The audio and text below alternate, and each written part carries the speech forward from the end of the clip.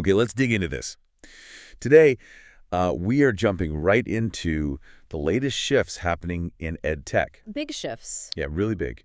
We've got the September 2025 Jeffco Ed Tech newsletter here, and it's detailing, well, a whole new lineup of AI-powered Google tools. And these aren't just minor updates, are they? They seem aimed at really changing how things work in the classroom. Exactly. So our goal for this deep dive is to get a quick, clear handle on how these tools are pushing learning towards more personalization and efficiency, too. Right. We need to find those key takeaways for you so you know what's actually happening with this rollout. It's a lot to take in. Well, what's interesting is how the sources frame it. These tools seem specifically designed to tackle, two huge challenges we always talk about. Which are? Information overload, that feeling students get buried under search results, and the constant need to actually differentiate learning for real.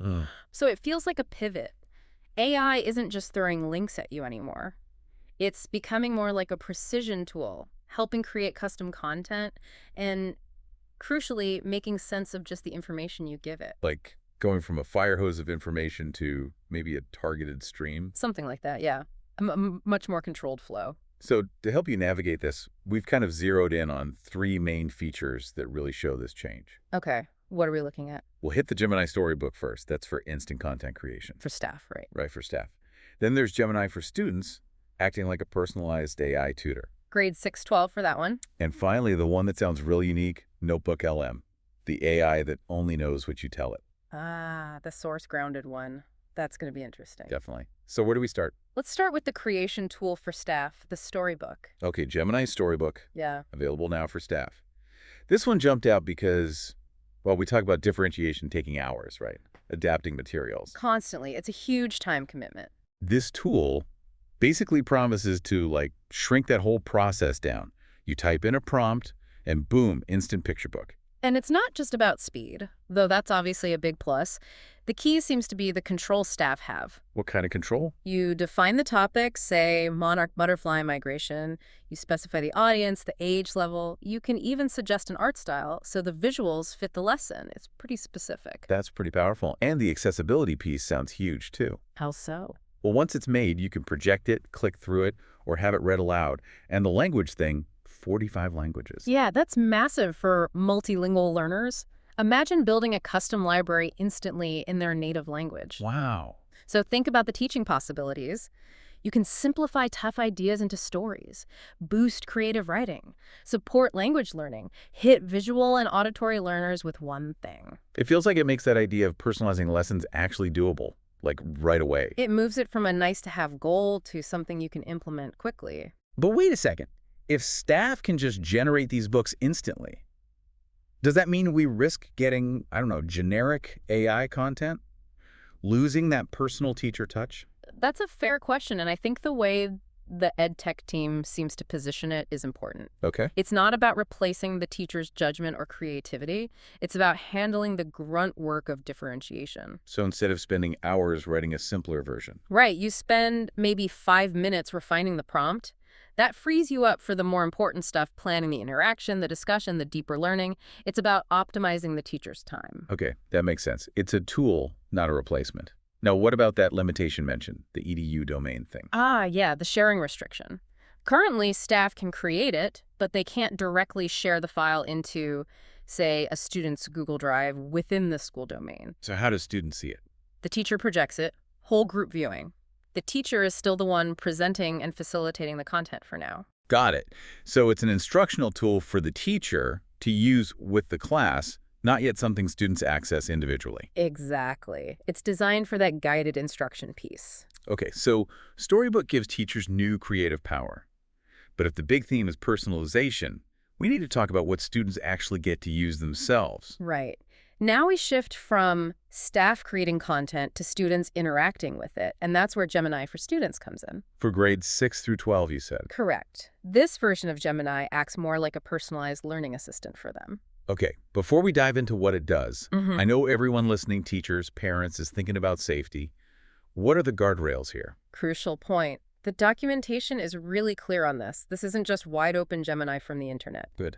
It has built-in safety measures, data protection for student info, and importantly, age-appropriate content filters. It's designed as a walled garden, a safe learning space. Okay, that's reassuring. So with those protections in place, what can students actually do with it? How does it help them learn? The main function highlighted is this idea of a personalized tutor, always available, infinitely patient. How does that work in practice? There's a guided learning mode.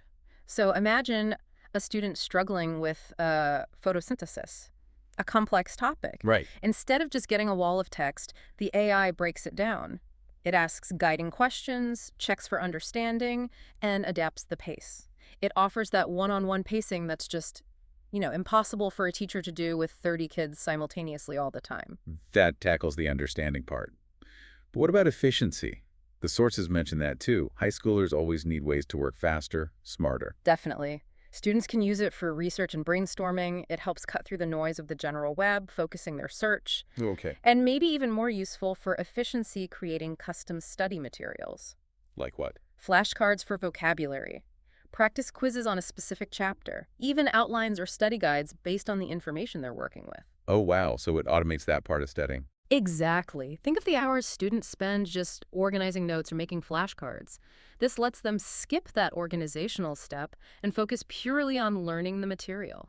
That's huge, because making your own study guide is effective, but it's often the first thing to get cut when time is tight. Right. But, okay, Gemini makes quizzes based on general knowledge, right? Yeah. What if you need something based only on the specific things you covered in class? Now you're teeing up the next big tool perfectly. That requires a different kind of AI. And that tool is Notebook LM, which, heads up for everyone listening, becomes available for grades 6 to 12 starting October 1st. And this one, Notebook LM, it really represents, I think, the biggest conceptual shift in this whole update. Why do you say that? What makes it so different? It fundamentally changes where the AI gets its information. Mm-hmm. Unlike other AIs that scan the whole web, Notebook LM is grounded only in the sources the user uploads. Only the sources you give it. Exactly. Think of it like an AI with blinders on. It can't see the internet. You feed it your class notes, research articles, PDFs, handouts, whatever you decide is relevant. That becomes its entire world. Whoa. So you completely avoid the problem of the AI bringing in random, maybe inaccurate stuff from Wikipedia or some blog. Precisely. The knowledge is contained. It's bounded by your specific curriculum or your research materials. This is huge for academic integrity and focus. Okay, I can see that. So if I upload, say, 15 articles for a history paper. Then Notebook LM becomes an expert only on those 15 articles. It can then help you synthesize them, find connections, summarize key arguments, all based solely on that material. That sounds incredibly useful for research. What specific tasks does the documentation say it can help students and staff with? A whole range, really. It helps organize and summarize those sources quickly. It can act as a personalized study partner, quizzing you on your notes, not general knowledge. All right. It can generate study materials, flashcards, outlines again, based only on the uploaded documents. And it assists with writing and research, helping structure arguments using only the evidence provided. So it keeps students tied to the actual course materials. Yes. It ensures they're working with the specific information the teacher assigned or that they researched. And there was one other feature mentioned, something about audio. Yeah, the audio overview. This is pretty neat. You upload your readings for, say, a biology unit, Right. and Notebook LM can generate an audio summary of the key points from those specific documents. So you could listen to your class notes on the bus? Exactly. Or while you're walking, working out. It makes study time much more flexible and fits into, the gaps in a busy student's day. It's about meeting students where they are. Okay, these tools, Storybook, Gemini for Students, Notebook LM, they sound incredibly sophisticated, powerful even. They really are. There's a lot of potential here. But tools are only effective if people know how to use them well, right? What about the professional development side? Absolutely critical. And the sources make it clear the ed tech team gets that. They're not just, dropping this tech and walking away. So there's support. Yes, they emphasize a whole support system because using something like Notebook LM effectively isn't just about clicking buttons. It might involve shifting how you approach research assignments, for example. Pedagogical shifts, not just tech skills. Exactly. So the team offers various learning opportunities, workshops, resources, all linked in the newsletter to help teachers move from just being aware of these tools to actually using them effectively in their practice. And speaking of learning opportunities, they highlight a big one coming up, the annual conference. Right. Get your tech on. It's positioned as the place where all this comes together in a practical way. Okay, give us the details. It's November 8th, 2025, at Arvado West High School. It's the big chance for educators to really dive deep, hands-on, with tools like these. And connect with other educators doing the same thing. Precisely. Hundreds of educators sharing ideas, troubleshooting, figuring out best practices together, moving beyond just the basics. The newsletter mentions some perks, too. Yeah, the practical stuff, breakfast and lunch are included, always nice, plus prizes.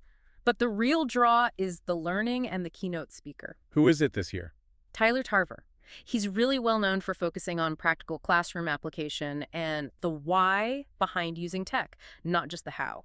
So the conference sounds like a key part of making sure these powerful tools are actually integrated thoughtfully. It signals that commitment, yeah. It's about building that community of practice around these new AI capabilities.